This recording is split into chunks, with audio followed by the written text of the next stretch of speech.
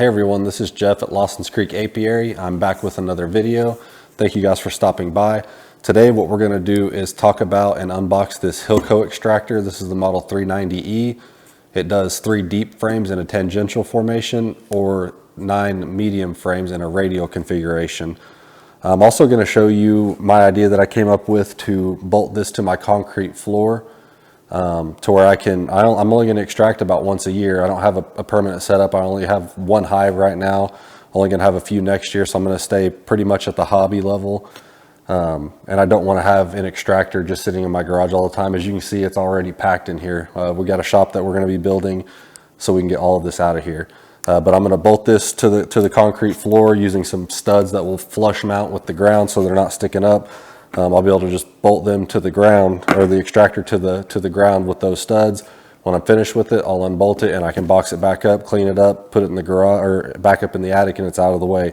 And the studs will be in the concrete at all times. So the next time I need to use it, I just unbox it again, put it out, bolt it 3 bolts to the ground, and then get going.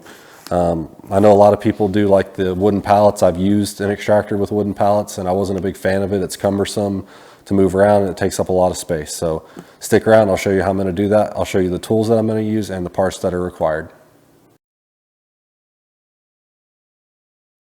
You can see here, this is the parts and the tools that I have. I've got 3 of these 3/8 inch by 1 inch bolts and a washer for each one of those. That's going to be for each of the 3 legs on the extractor.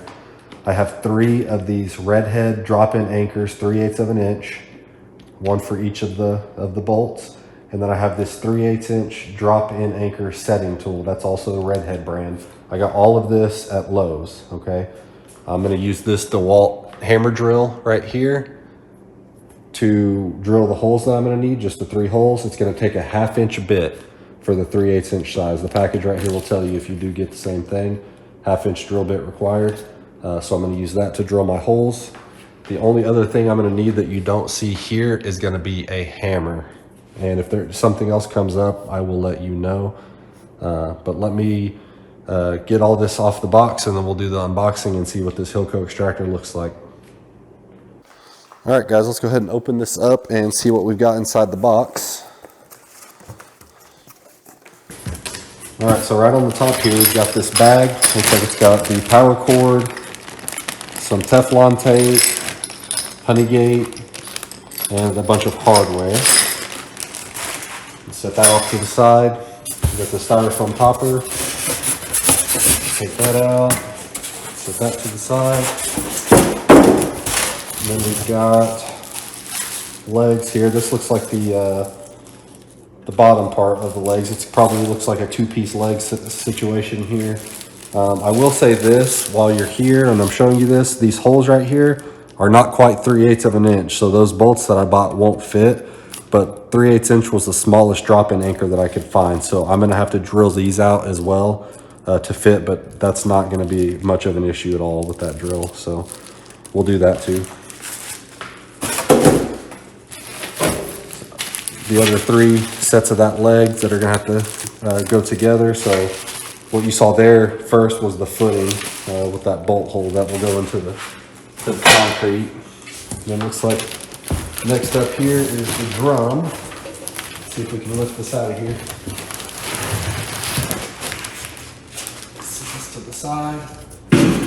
All right, so I'm gonna move this box out of our way.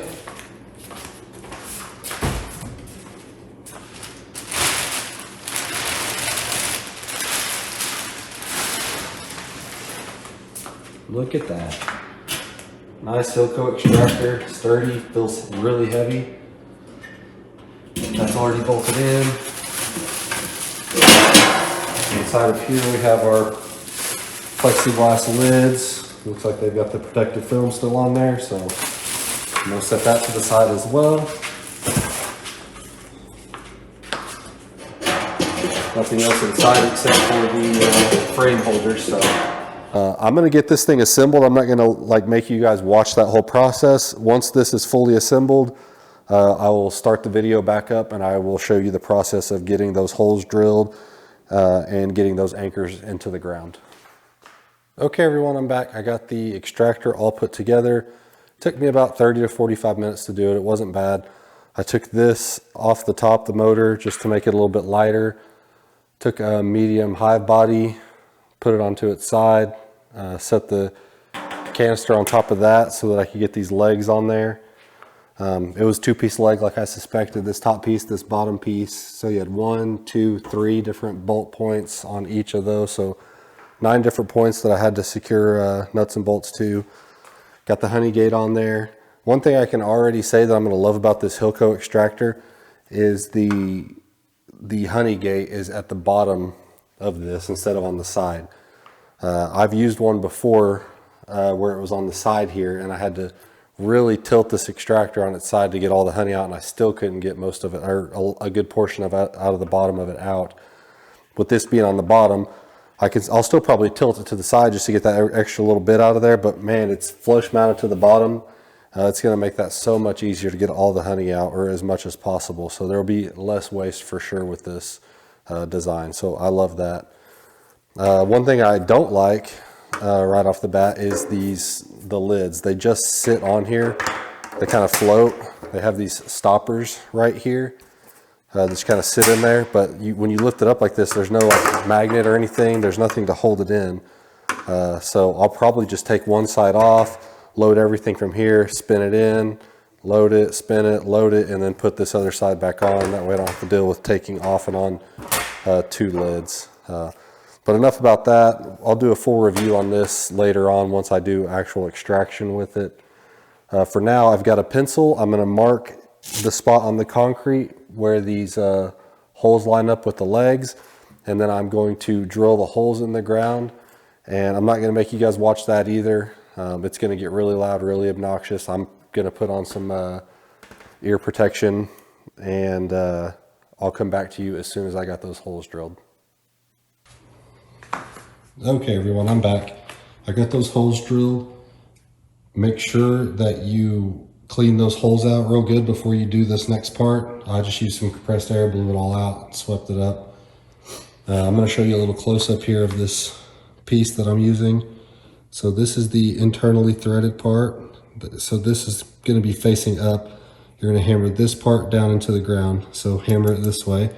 Once it's kind of flush with the ground, you're going to take this tool and it goes in there and you hit it a couple times with the hammer. You see that little red piece in there, and this is an expander tool. What this does is it causes these parts to flare out and grab the concrete, and that's where you're going to get your bite at. So I'm going to do that now so you guys can see it. All right, drop that in there. Give it a couple taps. I want mine to be just flush with the concrete.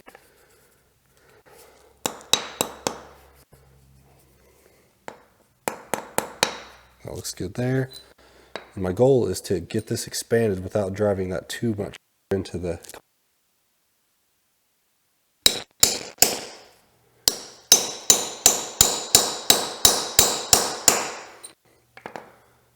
Yep, seems to be driving in there. That red part does.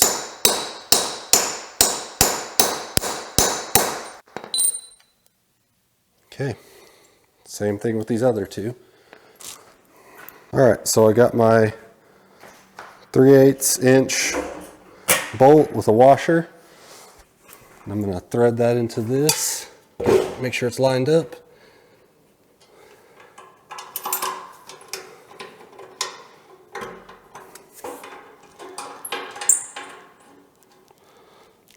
All right, that one's started. Grab the other ones. That's what it looks like after you get it bolted in. I cut it real close on the length of that to get those all the way down.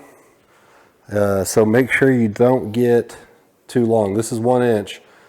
Depending on how far you embed that, you may have to get a shorter one. Maybe even be safer to go with like a 3/8 inch by 3/4 inch length bolt. And just make sure you get your washer, and then this thing will be, I mean, it's nice and secure. So let me know what you think, and I'll show you a little bit more of this setup once I do an extraction and I'm running some frames through it and honey and then you can kind of see how stable it is. But I have no doubt that it's going to be very secure. It's bolted to the concrete. All right, guys, I'm back the next day. I did not have time to film this part of the video yesterday, so I'm going to go ahead and do that now. I want to show you guys these top controls, show you guys the machine running, how it sounds, and how balanced it is without any frames in it. So let's start at the top here. Have the power switch off, on. This is the variable speed knob. Got increments of, it's labeled from 0 through 100 in increments of 10, but there are dash marks in between those segments.